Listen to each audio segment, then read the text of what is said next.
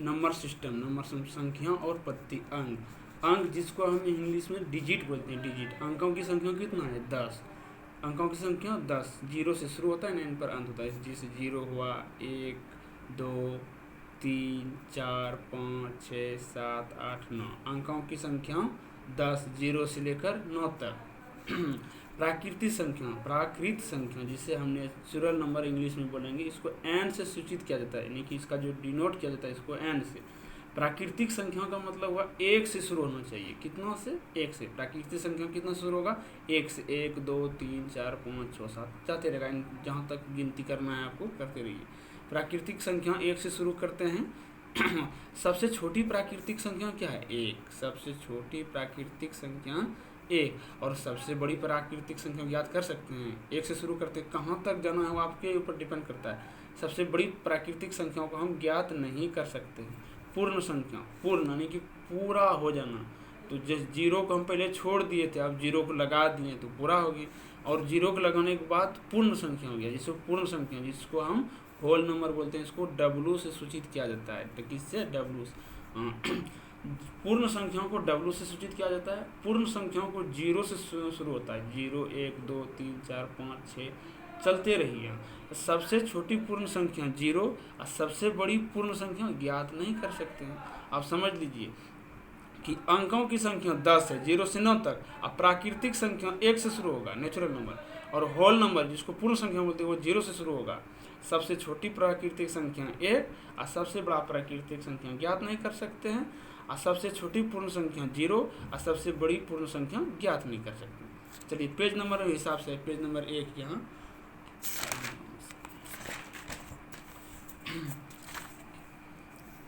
सम संख्या जिसको बोलेंगे हम इंग्लिश में इवन नंबर, सम संख्या जिसको इंग्लिश में बोलेंगे इवन नंबर। वैसी प्राकृत संख्या, प्राकृत संख्या किससे शुरू होता है? 2, 1 से। वैसी प्राकृत संख्या जो 2 से पूर्णतः विभाजित हो वो सम संख्या कहलाती है। जैसे 0 सम संख्या नहीं है, 0 सम संख्या नहीं है, वो प्राकृतिक के अंदर नहीं आता है, इसीलिए 0 सम संख्या नहीं है। वैसी प्राकृतिक संख्या जो 2 से पूर्णतः विभाजित हो उसे हम सम संख्या कहते हैं। 2, 4, 6, 8, 10, 12, 14, 16, यानी कि 2 से विभाजित हो गया सम संख्या। अब बड़ा से बड़ा संख्या कैसे पहचानेंगे वो सम संख्या? देखो ये लिखे हैं 61, 75, 4, 61, 75, 4 जो लिखे हैं, ये 4 उसका इकाई अंक, 5 दहाई, 7 सैकड़ा, 4 इकाई, यानी कि बायां तरफ से दायां तरफ से जो शुरू होता है वो इकाई हुआ, उसके बाद दहाई, उसके बाद सैकड़ा।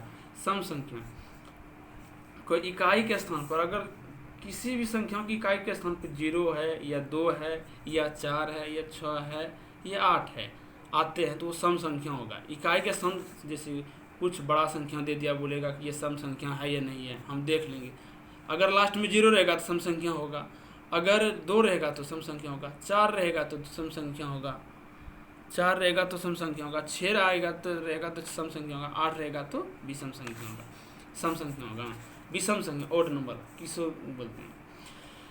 विषम संख्याओं को हम क्या बोलते हैं इसमें? Odd number. वैसी प्राकृतिक संख्या जो 2 से विभाजित नहीं हो उसे विषम संख्या कहते हैं। जैसे 2 से जो विभाजित नहीं, न सम संख्या 0 है, 0 न सम संख्या न विषम संख्या। प्राकृतिक संख्या की बात करें तो 1 से शुरू होता है। वैसी प्राकृतिक संख्या जो 2 से विभाजित नहीं हो वो सम संख्या, उसे विषम संख्या कहते हैं। जितना भी संख्या 2 से विभाजित नहीं उसको हम विषम संख्या कह सकते हैं। जैसे 1 भी विषम संख्या है, 2 से विभाजित नहीं हो रहा, 3 भी विषम संख्या है, 5 भी विषम है, 7 भी विषम है, 9 भी विषम है, 11 विषम, 13 विषम, इसलिए डॉट डॉट चलते। 2 से जो विभाजित नहीं हुआ विषम संख्या है।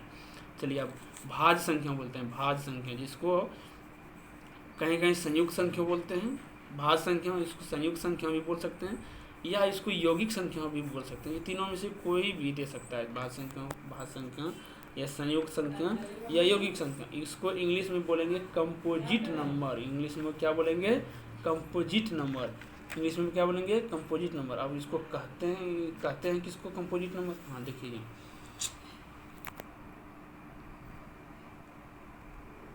स्थिर नहीं रखा चाहिए तो कंपोजिट नंबर कहते हैं किसे?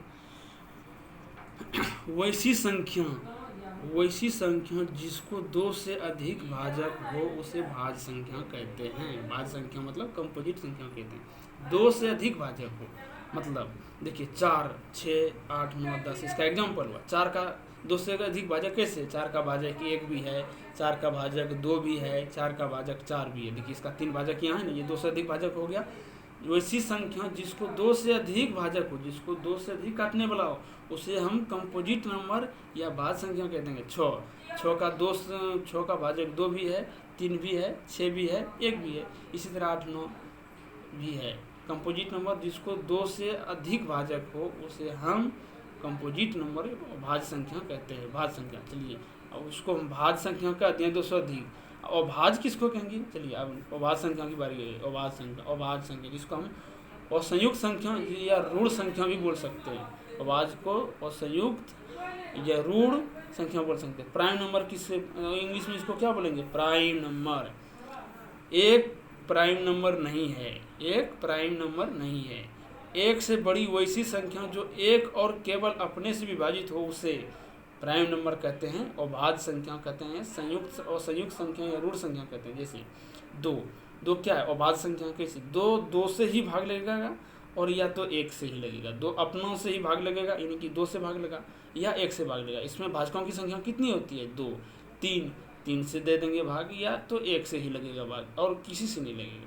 मान लीजिए 17 में 17 से लगेगा, नहीं तो 1 से लगेगा और किसी से लगेगा नहीं। 13 में 13 से लगेगा, नहीं तो 1 से लगेगा। वैसी संख्या जिसमें भाजकों की संख्या 2 हो उसे हम अभाज्य संख्या कहते हैं। यानी कि एक अभाज्य संख्या नहीं है।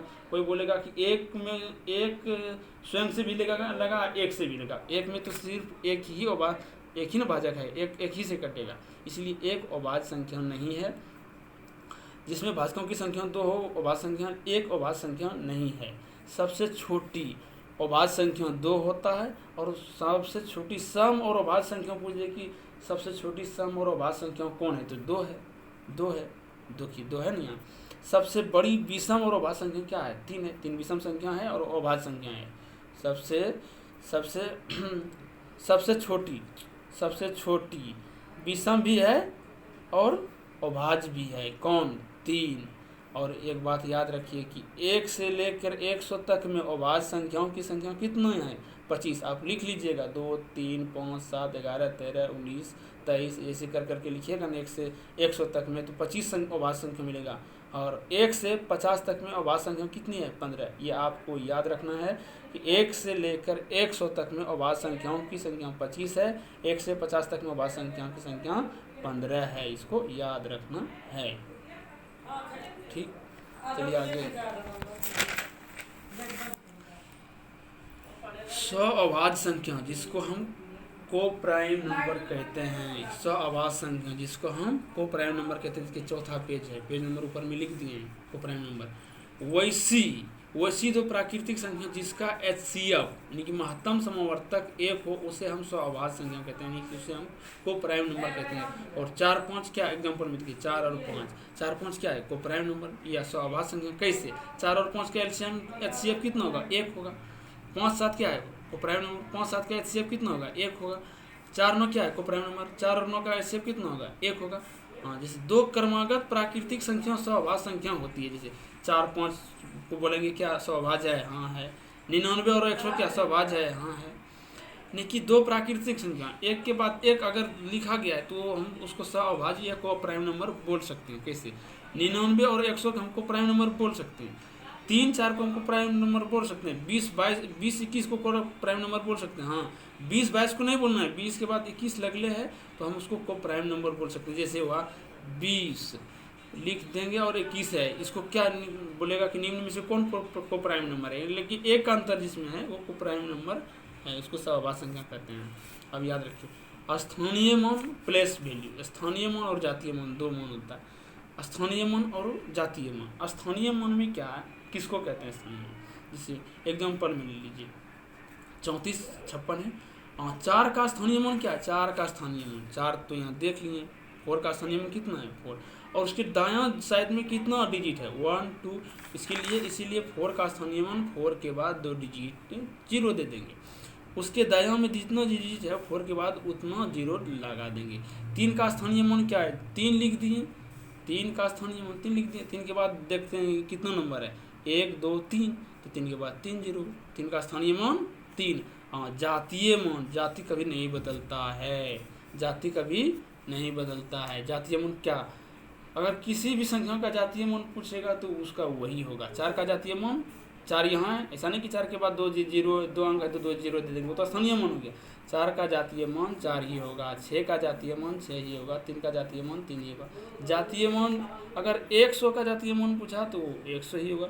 जिसका जातीय मान पूछ दिया तो वही होगा उसका जातीय मान। स्थानीय मान में क्या है, उसके लेफ्ट राइट में जितना डिजिट है उतना जीरो दे देंगे। ठीक, चलिए यहाँ ख़त्म होगी।